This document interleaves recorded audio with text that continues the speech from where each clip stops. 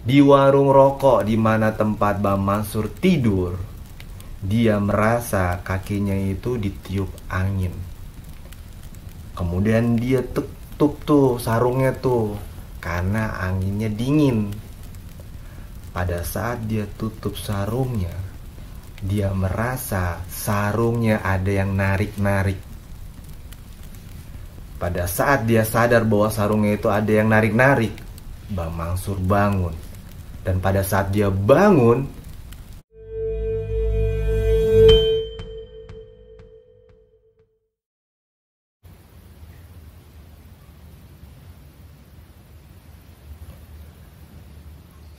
kejadian ini terjadi di sekitar tahun 2000. Lokasinya di Jakarta Barat, tepatnya di Meruya Selatan. Jadi di Meruya Selatan itu ada kampus, di mana kampus tersebut di sebelah kanannya itu ada gang. Jadi kalau dari jalan raya itu langsung masuk ke gang tersebut. Di gang itu termasuk ramai aktivitasnya karena terdapat warung-warung makan, warung fotokopi, ada kosan juga, dan masuk langsung ke dalam itu langsung menuju ke rumah warga. Tapi di zaman itu, bagian belakang dari kampus tersebut itu masih tanah kosong. Jadi, kalau kita masuk terus ke dalam, itu kita akan menemukan warga setelah melewati lahan kosong tersebut. Nah, di belakang kampus tersebut itu ada warung rokok. Warung rokok, dan satu-satunya warung rokok di belakang gang tersebut yang dekat kampus ya hanya warung itu. Nah, gua sering nongkrong di warung tersebut. Pemilik warung rokok itu adalah Bang Mansur sama istrinya. Mereka menjalankan usaha warung rokok di gang yang dimana di belakang lahan kosong kampus tersebut. Untuk nongkrong di warung rokok itu termasuk nyaman. Kenapa? Karena Bang Mansur dia buat lagi tempat di sebelah kiri warung rokoknya itu buat duduk-duduk. Jadi ada meja panjang dan kursi panjang. Jadi terkadang kita nongkrong di situ sambil ngopi, sambil ngerokok. Nah, selain ngopi dan ngerokok, Bang Mansur juga dia menyediakan seperti Indomie rebus dan lain sebagainya. Ada juga goreng-gorengan. Ya pokoknya enak lah nongkrong di situ. Nah, selain Bang Mansur dia menyediakan kebutuhan nongkrong, dia juga menyediakan barang-barang sembako seperti gula, kemudian susu kental manis, Indomie, dan lain sebagainya.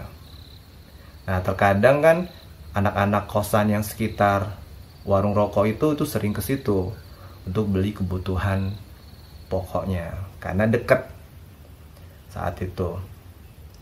Nah, di belakang warung rokok di situ ada kosan temen gue. Gue sering nongkrong lah di kosan temen gue. Terkadang kalau gue kuliah malam, pasti pulangnya nongkrong dulu di kosan temen gue tersebut. Nah, terkadang gue balik dari kosan temen gue itu sekitar jam 10, jam 11 malam. Nah, ini yang paling penting nih, kondisi kalau malam hari gang tersebut sangat sepi. Beda kalau di siang hari atau aktivitas kampus berjalan. Pernah gue kalau pulang malam sekitar jam 11, itu kan area belakang kampus saat ini kan udah ada bangunan, dulu tanah kosong tuh yang ada danaunya itu sepi. Kosan di gang tersebut itu kalau malam itu juga sepi karena kosannya itu agak masuk ke dalam, jadi ada pagarnya lagi, kemudian halamannya lagi baru kosannya. Jadi kalau dari pinggir gang, kalau kita jalan di gang itu sangat sepi banget. Terkadang kalau lampu pun juga dari lampu rumah-rumah yang ada di gang tersebut. Lampu jalanan saat itu hanya beberapa meter aja, jadi sangat jauh. Nah, kalau gue pulang malam, warung Bang Mansur itulah yang masih ada orangnya. Terkadang ada beberapa mahasiswa yang nongkrong di situ. Dan terkadang kalau nggak ada mahasiswa yang nongkrong, Bang Mansurnya masih nongkrong di situ. Jadi kalau gue pulang malam, sudah pasti gue akan lewatin warung Bang Mansur dan gue akan negor Bang Mansur. Ya karena yang menghibur malam itu ya hanya Bang Mansur. Karena setelah warung Bang Mansur sampai ke arah Jalan Raya Muria Selatan itu sepi dan gelap. Nah, pernah suatu malam pada saat gue pulang jam 11 malam dari kosan temen gue, malam itu pada saat gue lewat gang tersebut itu sepi dan gelap karena warung yang Bang Mansur tutup. Gue yang ngeliat situasi ini, waduh, ini pada kemana dan gelap kan. Nah, kalau kita melewati jalan gang itu dan sampai ke arah jalan raya, itu lurus tanpa ada belokan. Jadi kalau ada orang dari ujung datang, ya itu kita bisa ngeliat tuh. Jauh itu kita bisa ngeliat ujung itu orang tuh datang. Nah terkadang, ada orang datang nih, jadi tenang lu gue lewat tuh jalan tuh. Ada temennya, dia masuk ke kosan.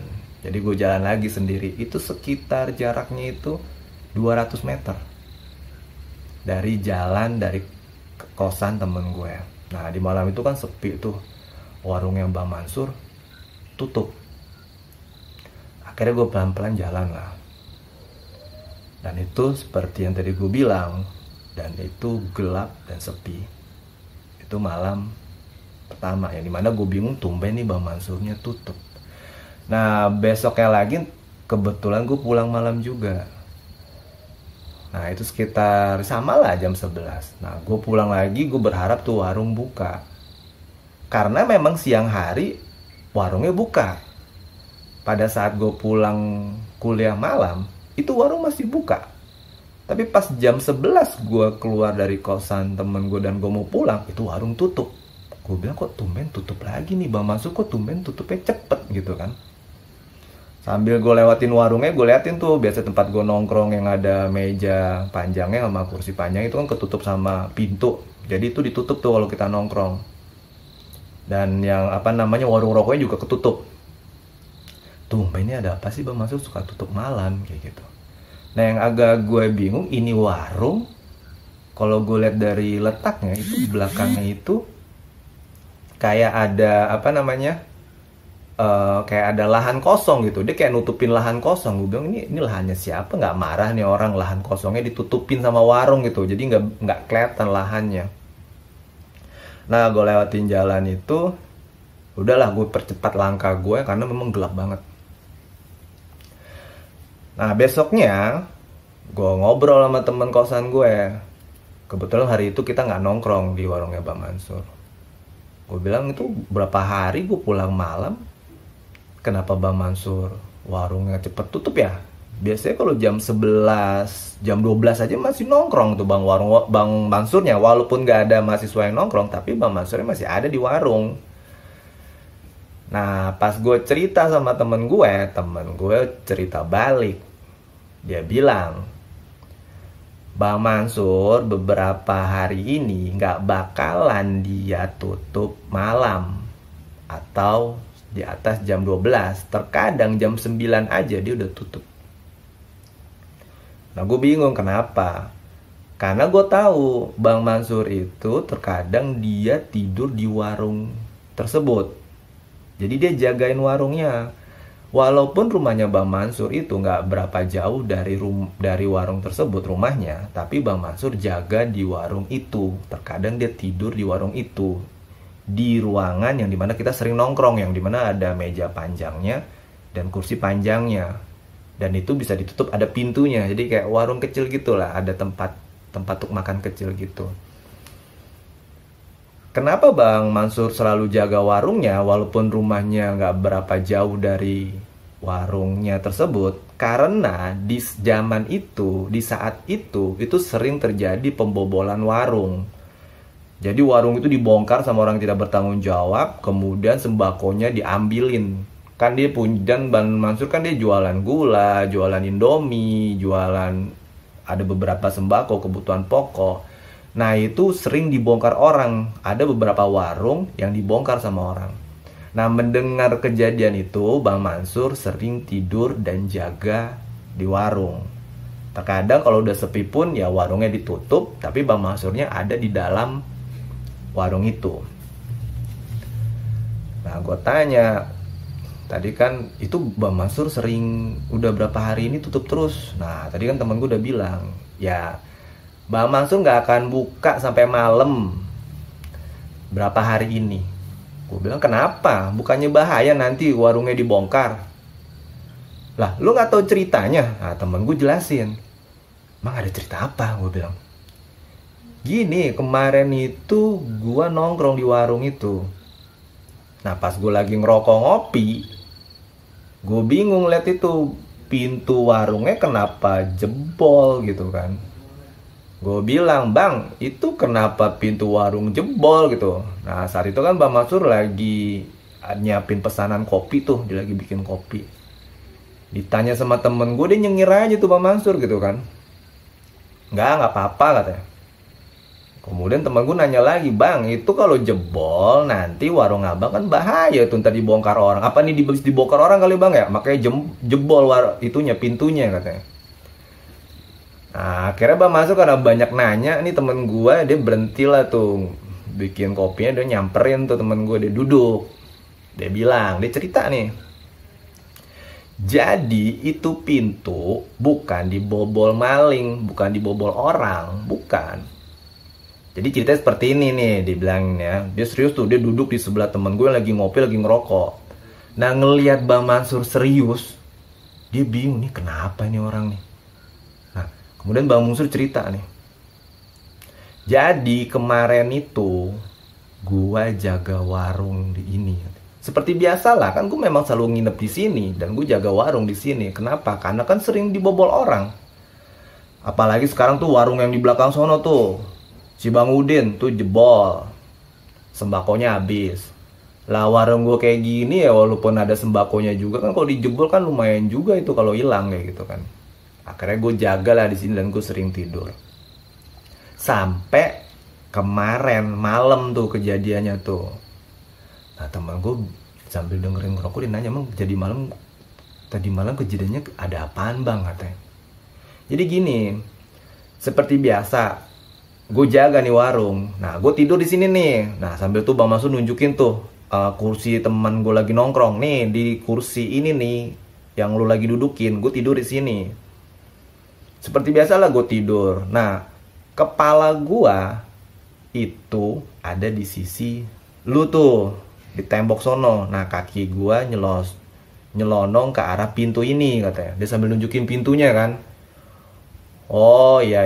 Itu gimana Bang? Nah pas gue lagi tidur itu kok nggak salah pukul 12 malam ke atas lah. Karena gue inget jam 12 malam kurang gue udah tutup tuh. Nah ini pintu gue tutup. No yang warung rokoknya itu gue tutup pintunya kan, sama pintu kecilnya gue tutup. Nah yang tempat kita nongkrong ini pintu juga gue tutup, sama jendelanya gue tutup. Udah ada tuh, kagak kelihatan tuh yang di luar kan. Ya udahlah, gue udah ngantuk, pasti tuh jam 12 lewat lah itu. Nah gue tidur tuh. Nah pas gue lagi tidur, entah jam berapa gue kagak ngerti lah. Itu gue bingung, kok dingin banget ya katanya. Waktu itu gue pakai sarung. Itu gue tidur, orang mana kuat gue kayak gitu katanya. Pakai sarung kok dingin. Akhirnya sarungnya gue gini lah ke badan gue tuh. Gue tidur telentang waktu itu. Ya nggak mungkin lah gue tengkurap, bisa jatuh gue. Orang di kursi panjangnya sempit banget, badan gue segede gini. Semangat banget tuh Bang Mansur cerita, kata temen gue. Nah karena dingin, itu sarung gue bekep. Waktu itu lampu nyalanya yang kecil katanya. Jadi yang wattnya kecil yang nyala. Jadi remang-remang gitulah.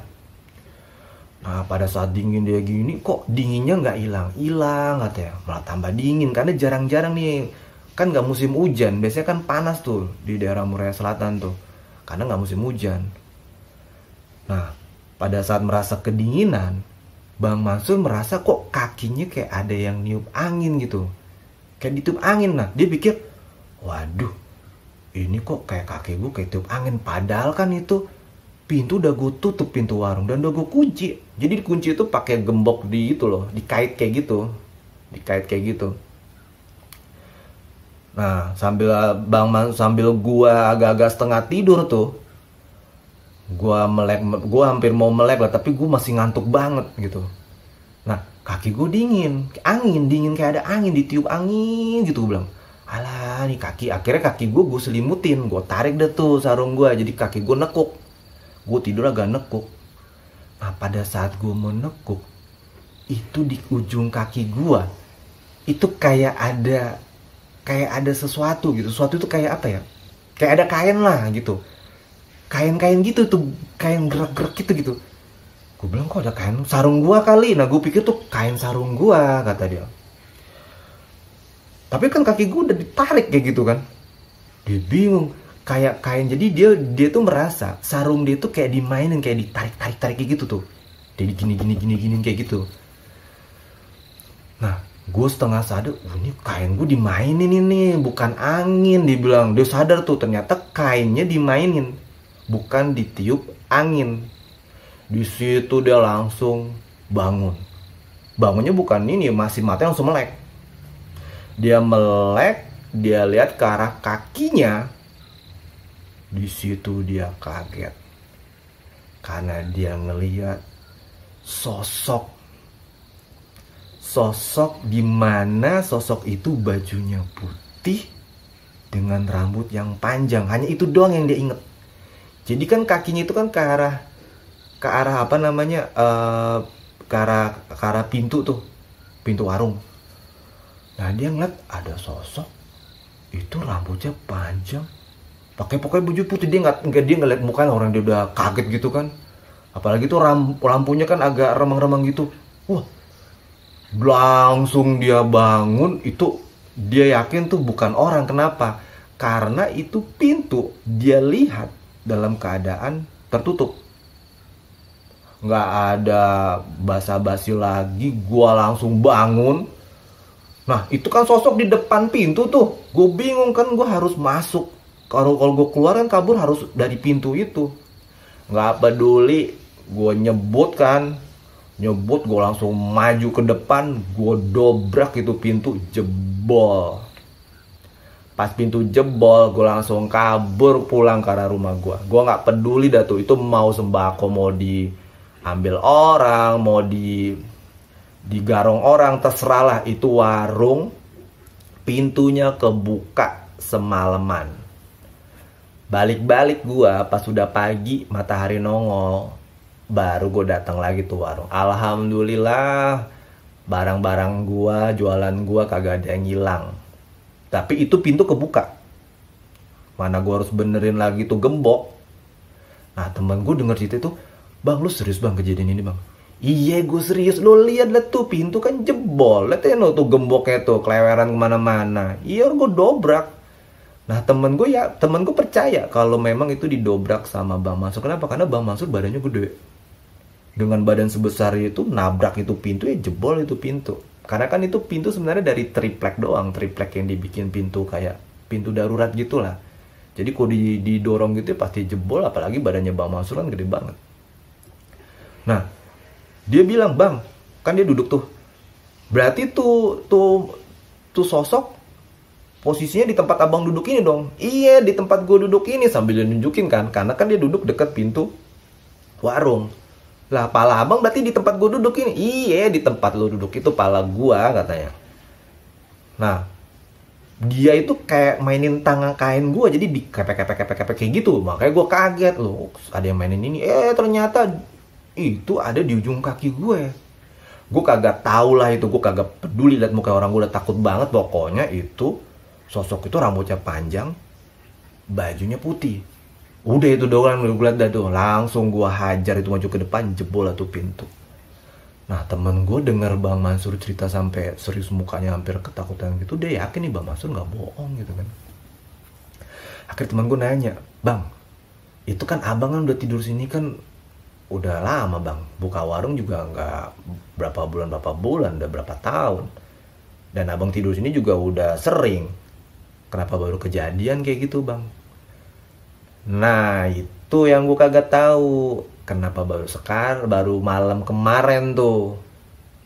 Ya mungkin memang gue lagi apes kali katanya. Tapi kan lo nggak tahu kan katanya. Nggak tahu bang. Lo tahu nggak di belakang warung gue ini apa katanya? Nah temen gue bingung kenapa Bang Mansur nanya di belakang warungnya apaan gitu kan. Karena memang kalau dari pinggir jalan, kita itu nggak tahu di belakang warung itu ada apa. Tapi sudah pasti itu nggak ada bangunan. Karena kalau kita lihat dari sampingnya itu rumah orang, samping kanan itu rumah orang. Kalau itu di belakang warung itu bangunan, pasti itu yang punya bangunan ngamuk. Kenapa? Karena akses jalannya ditutup sama tuh warung. Jadi logikanya, di belakang warung itu pasti nggak ada bangunan. Pasti. Nah, temen gue bingung, iya bang, gue kagak tahu di belakang warung lo ada apa, udah pasti kagak ada rumah. Kenapa? Kalau ada rumah, pasti itu yang punya rumah ngamuk. Kenapa ya? Lo tutup jalannya. Ya memang iyalah di belakang warung gue memang kagak ada rumah, kata Bang Mansur. Ya kalau nggak ada rumah berarti tanah kosong kan bang? Iya di belakang warung gue ini tanah kosong kan gue tahu kan gue orang sini katanya. Dan gue juga bangun warung ini gue juga udah minta izin sama tuh yang punya tanah katanya. Oh iya ya. Jadi lanjut bang. Jadi di belakang warung ini apa bang? Lu tadi kan belum lu jelasin. Nah, lo mau tahu di belakang warung gue ini apa katanya? Iya apa bang? Di belakang warung gue ini. Nah, Bang Mansur tuh ngomongnya agak-agak pelan. Yang tadi dia ngomongnya kenceng banget dengan medok Betawinya, ini agak pelan ini ngomongnya. Di belakang warung gue ini itu ada kuburan. Temen gue yang denger, buset bang itu bener ada kuburan. Iya itu ada kuburan. Lu pada kagak ada yang tahu kan? Iyalah, lu kan bukan orang sini lah, gue orang sini. Yang tanah itu gue juga kenal siapa itu ada kuburan. Makanya gue boleh bangun warung di depan tanahnya. Ya karena tanahnya itu kagak ada yang ganggu mau lewat-lewat. Nah lu lihat tuh sebelah kirinya rumah orang kan, sebelah kanan juga rumah orang. Ya logikanya warung gue ini kagak ngalangin apapun yang di belakang itu karena belakang ini kuburan. Nah temen gue yang denger itu dia shock. Kenapa? Karena kosannya dia itu cuma beda berapa meter dari warungnya Bang Mansur. Dan kalau malam hari dia itu sering tuh lewat dari gang itu karena kan itu satu-satunya akses untuk ke jalan raya ya hanya melewati gang itu, dan gang itu panjang lurus dan gelap sampai ke jalan raya. Nah di jalan raya itulah banyak warung-warung kayak warung-warung apa namanya kayak Indomaret seperti itulah. Nah temen gue bilang cerita tuh, jadi itu kan dia udah dapet cerita dari Bang Mansur, dia juga kaget. Nah berarti itu biangnya dari situ dong banget ya. Ya bisa jadi dari situ karena memang itu kuburan cewek. Nah yang tadi itu mungkin lah yang dari situ katanya. Oh gitu. Tapi kan dia kan gak ganggu abang kan. Ya dia mau ganggu kagak ganggu pun dia muncul aja gue udah kabur. Gimana kalau dia ganggu gitu kan. Oh gitu bang. Berarti nanti nih berapa hari ini gimana bang? Kagak jaga di warung lagi? Lah gue kagak peduli dah. Paling kalau barang-barang yang penting-penting gue bawa aja kayak gitu. Oh oke bang. Nah itulah yang temen gue ceritain ke gue, hasil cerita dia dari Bang Mansur. Nah gue yang denger cerita dari temen gue yang shock. Kenapa? Karena saat temen gue cerita itu udah jam 11 malam. Dan gue kalau pulang kan berapa hari kemarin kan gue pulang sepi terus tuh karena gue kagak ngerti. Gue nggak ngerti, gue cuek aja lewat situ kan. Ditambah lagi kan gue kagak tahu kalau di belakang warung itu kuburan. Nah pas temen kemudian kan berapa hari tutup terus. Nah pas temen gue cerita itu Bang Mansur udah nggak jaga lagi malam-malam karena kejadian yang tadi itu. Karena ada sosok yang hanya duduk di ujung kakinya jadi jebol itu warung. Dan kemudian setelah itu dan berapa hari dia bilang gue kagak bakalan lagi dah jaga malam di warung gue.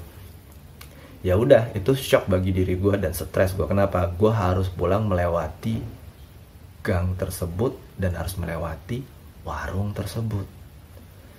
Akhirnya gue bilang, bro, lu parah banget lu ceritain gue kayak gini gitu kan ini udah jam 11 lewat, ntar gue pulangan lewat situ. Nah saat itu gue takut beneran, karena seperti biasa pas gue nggak tahu cerita ini aja gue udah ketakutan lewat gang itu. Kenapa? Karena memang sepi dan gelap, dan tanah yang kampus itu kan kosong, jadi tanah luas kayak gitu ya paling suara jangkrik kayak gitu udahlah itu kalau gue pulang. Dia bilang, ya gimana gue kagak cerita? Kan lu sendiri tadi nanya, kok Bang Mansur warungnya tutup terus berapa hari ini? Ya gue ceritain lah. Nah Bang Mansur itu warungnya tutup gara-gara dia didatengin tuh sama sesosok lah pokoknya. Dan sosok itu ternyata kemungkinan di belakang warung itu ada kuburan, dan itu kuburan perempuan.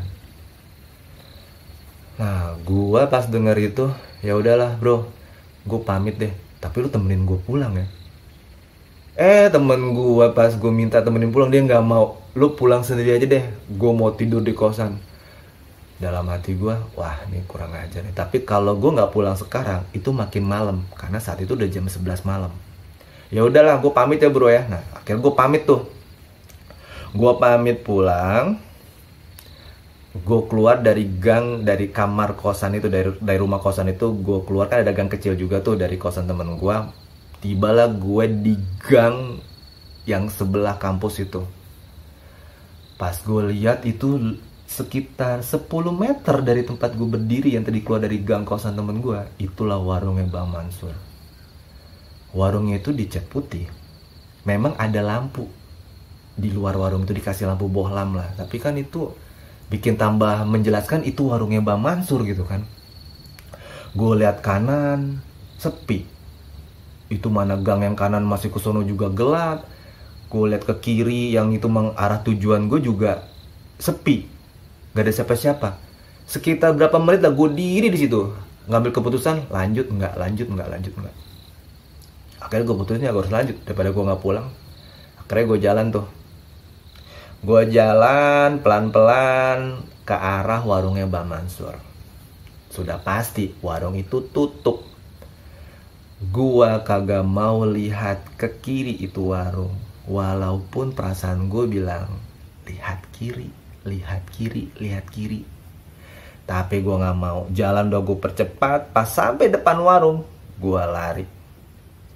Gue gak peduli, walaupun dibilang lihat kiri, gue gak mau lihat kiri, karena gue udah tahu ceritanya. Dan tambah lagi ternyata di belakang itu yang sering gue lewatin pulang malam, itu ada kuburannya gitu.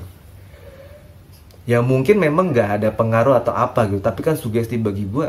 Dan tambah lagi situ sepi. Akhirnya gue lari kenceng. Mungkin orang pada bingung kali yang di kosan itu ada langkah orang lari gitu kan. Sampailah gue ke jalan raya. Ya itulah cerita gue mengenai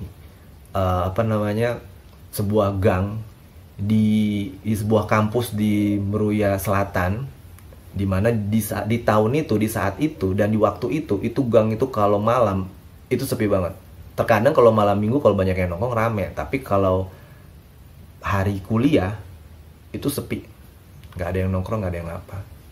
Dan yang dialami Bang Mansur itu, Bang Mansur yang udah lama orang situ, dan dia udah punya warung tinggal di situ juga, dan yang tinggal situ itu aja tetap ada yang iseng gangguin. Lah gimana gue yang hanya pendatang dan tamu di gang itu.